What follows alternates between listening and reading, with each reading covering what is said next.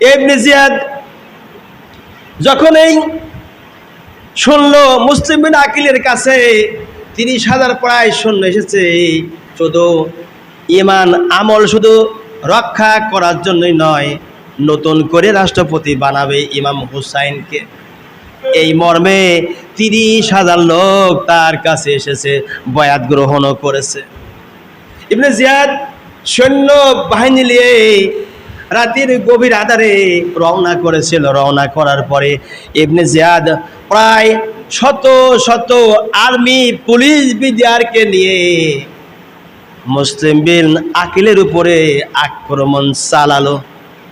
আক্রমণ চালালো মুসলিম বিন আকিলের কাজ যারা ছিল ইরাকের মানুষ, ওরা সবাই কুফার মানুষ, পালায়া চলে গেল। তার সাথে আর থাকলো না, কেউ তাকে সাহায্য করলো না। মুসলিম বিন আকিল দুইটা সন্তান সাথে গিয়েছিল, ফুটফুটে সন্তান দুইটা। এই দুইটা সন্তান যখন সাথে যায়, যাবার পরে ইতিহাসের মধ্যে লিখেছে সঙ্গে যখন করে নিয়ে যায় কুফার দিকে পা বাড়ায়। মুসলিম বিন আকিলের দুইটা সন্তানকে কুফার মানুষেরা চিনত না, কিন্তু চেহারার দিকে তাকাইলে বোঝা যেত এই কুফার মানুষ এত সুন্দর ভালো হয় না, নিশ্চয় মদিনার সন্তান। এটাই তারা এটা ধারণা করেছিল। এদিকে লক্ষ্য করি মুসলিম বিন আকিল রাদিয়াল্লাহু আনহুকে যখন আক্রমণ করে, তখন সেখান থেকে পালিয়ে তাওয়া নামক এক মহিলার বাড়িতে আশ্রয় গ্রহণ করে। তাওয়া নামক ওই মহিলার বাড়িতে আবার তারা আক্রমণ করলো। ইবনে জিয়াদ এই যার সন্তান সৈন্যবাহিনী নিয়ে আক্রমণ যখন করলো, করার পরে ওইখানে তিনিও আবার অস্ত্র ধারণ করলো। তারা ছিল শত শত বেঈমান, আর তিনি ছিলেন একা, আর দুইটা ফুটফুটে সন্তান। বাবা ইশারা করলো, বাবা যেভাবে পারো ইমাম হুসাইনকে খবর দাও, সে যেন কুফার দিকে পা বাড়ায় না। দুইটা মাসুম বাচ্চা, 8-10 বছর, এক একজনের বয়স 8 বছর, আরেকজনের বয়স 10 থেকে 12 বছর হবে। মুহাম্মদ এবং ইব্রাহিম দুই ছেলের নাম। এই দুইটা ছেলে বাবার উপরে যখন আক্রমণ করে, বাবাকে শহীদ করে, সেখান থেকে পালিয়ে মদিনার দিকে পা বাড়ায়। মাসুম বাচ্চা জায়গা চিনে না, রাস্তা চিনে না, ঘর বাড়ি চিনে না, ওখানকার লোকের পরিচয় জানে না, কিন্তু তারা বুঝতে পারে এটা মদিনার মানুষ, এত সুন্দর নলি হবে না। সেই জন্য দুইটা ভাই গোপনে রাতের আধারে রওনা করেছে। রওনা করার পরে এদিকে এজিদ ঘোষণা করে দিয়েছে উপঢৌকন পুরস্কার দেওয়া হবে ওই দুইটি সন্তানকে ধরে আনতে পারলে। যখন উপঢৌকন দেওয়া হবে ঘোষণা করলো। ঘোষণা অনুযায়ী শত শত লোক পুরস্কারের লোভে পড়ে তারা খোঁজাখুঁজি শুরু করলো, তাল্লাশি চালাইল। দুইটা সন্তান রাস্তা চেনা ঘাট চেনা না, আস্তে আস্তে ছোট ভাইটা দুর্বল হয়ে পড়েছে, বড় ভাইয়ের কোলের উপরে ঘুমায় আছে, আবার হাঁটে আবার যায়। এভাবে করে করে হারেস নামে এক ব্যক্তির খেজুরের গাছের বাগানের ভিতরে দুই ভাই আশ্রয় গ্রহণ করলো।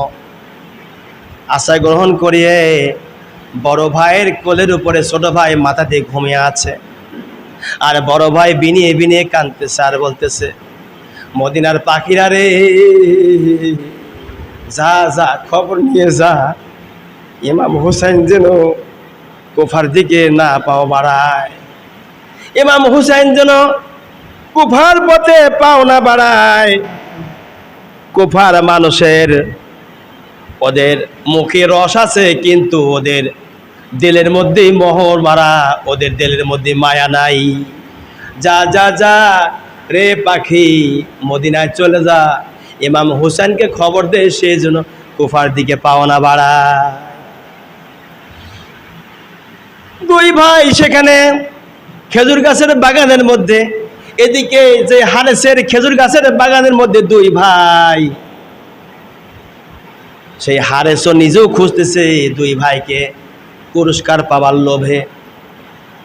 হারেসের স্ত্রী দেখা যায় যেন কণ্ঠের আওয়াজ আসতেছে মদিনার ছেলেদের মতো, কান্নার আওয়াজ।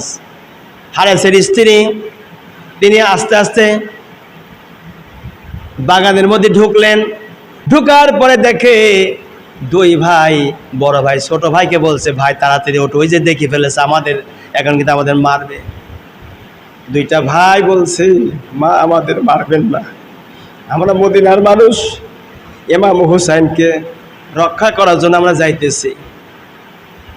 হারেসের স্ত্রী ছিল ইমানদার, ডেকে বলছে, বৎস তোমরা আমাকে ভয় করো না, তোমার মার মতো আমি আমার ঘরের মধ্যে তোমরা দুই ভাই থাকিও, রাত হলে পরে তোমার দুইটা সোনার টুকরা পাখিকে আমি নিজে সাথে করে মদিনার দিকে রওনা করব।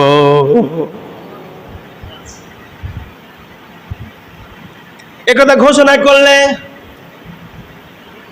সকালবেলায় যখন দুইটা ছেলে কান্নাকাটি করে বাড়ির মধ্যে আনলেন, আনার পরে তিনি তার রান্নাঘরে রেখে দিলেন। ছোট ভাই মার জন্য কাঁদতেছে, বাবার জন্য কাঁদতেছে, রাস্তাঘাট চিনে না, কিভাবে বাড়ির দিকে যাবে সেই জন্য কান্নাকাটি করতেছে। ছোট ভাই কানে, বড় ভাই বারবার বোঝায়, কিন্তু ছোট ভাই কান্না বন্ধ করে না। ছোট্ট মানুষ কান্না বন্ধ করে না বাবের শোকে আর মক্কা মদিনার শোকে। ইমাম হুসেন যদি আসে তাকেও তো শহীদ করবে, এই জন্য বড় ভাই বারবার বোঝায়, ছোট ভাই কান্না বন্ধ করে না। এদিকে হারেস আসছে বাড়ি খাবার জন্য, স্ত্রীর কাছে এসে বলছে, স্ত্রী রে খাবার দাও। খাবার জন্য যখন বাড়িতে আসে, আসার পরে যখন খাবার জন্য বাড়িতে ঢুকলো, ঢোকার পর স্ত্রী খাবার তার সামনে হাজির করে দিল। ইতিমধ্যে ছোট ভাইয়ের কান্নার শটটা যেন একটু বড় হয়ে গেছে, আর সঙ্গে সঙ্গে হারেসের কানে গেছে কান্নার আওয়াজটি। বলতেছে, স্ত্রী রে কিসের আওয়াজ শোনা যায় আমার ঘরের মধ্যে, রান্নাঘরের মধ্যে কিসের আওয়াজ শোনা যাচ্ছে রে স্ত্রী বলো। স্ত্রী বলছে, কনে স্বামী কই তেমন তো কোনো আওয়াজ না। কয় না না না, তোমার কথা আমি মানতে রাজি নয়, আমার ঘরের মধ্যে কান্নার আওয়াজ আসতেছে। এই কান্নার আওয়াজ আমার কুফার কোনো মানুষের কণ্ঠ নয়, এই কান্নার আওয়াজ প্রমাণ করতেছে মক্কা মদিনার সন্তান, তাদের কান্নার আওয়াজ হবে। স্ত্রী বলছে, কনে স্বামী কি আবল তাবল কথা বলেন। স্ত্রী স্বামীকে বোঝানোর জন্য, কিন্তু স্বামী কোনো কর্মে বোঝে না। খাদ্য খানা বাদ দিয়ে রান্নাঘরে ঢুকলো জোর করিয়ে। ঢোকার পরে দুইটা সন্তান, ফুটফুটে সন্তান, যখন গেছে হাতে চাকু নিয়ে গেছে তাকে গলা কাটবে, স্ত্রী পাও জড়িয়ে ধরছে, জাপটি ধরে বলছে, পান স্বামী এরা জবে করবেন না গো, এরা মদিনার সন্তান, রাসূলের দহিত্র, এদের জবাই করিয়ে মাথা টাকার পয়সার লোভে মাথা নিয়ে কুফায় আপনি যাবেন, এ আশা করবেন না, পরকাল আপনি হারিয়ে ফেলবেন, দুনিয়ার দরকার নাই। কিসের স্ত্রীর কথা, স্ত্রীর কথা কানে দিল না।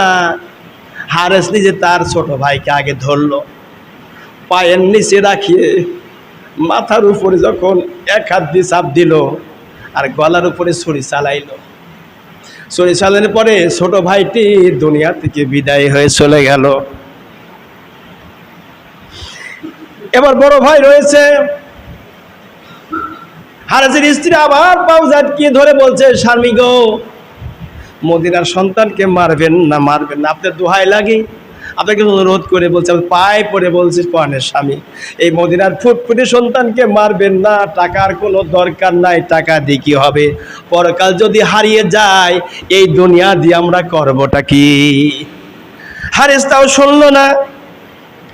না শোনার পরে হারেস এবার বড় ভাইটারে বুকের উপরে পাও দিয়ে চাপ দিল আর বাম হাত দিয়ে মাথা চেপে ধরলো। এরপরে ডাইন হাত দিয়ে ছুরি চালাইলো। ছুরি চালাইয়া বড় ভাই আর ছোট ভাই দুইটা মাথা নিয়ে কুফার দিকে রওনা করে, ইবনে জিয়াদের দরবারের দিকে।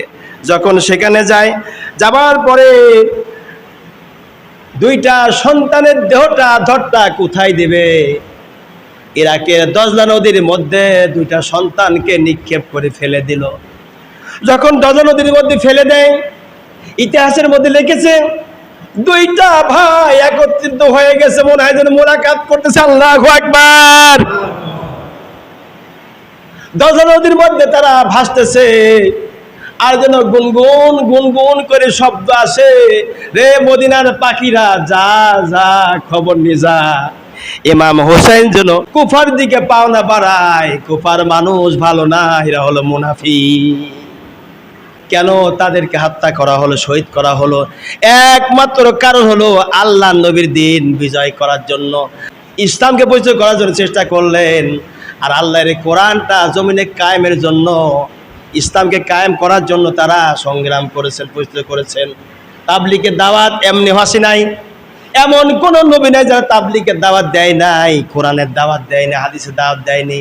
প্রত্যেকটা নবী রাসূল আম্বিয়া আলাইহিস সালাতু ওয়াস সালাম এই কোরআনের হাদিসের আর তাবলীগের দাওয়াত মেহনতের কাজ করে করে এই দুনিয়া থেকে তারা জান্নাতে পৌঁছায় গিয়েছে।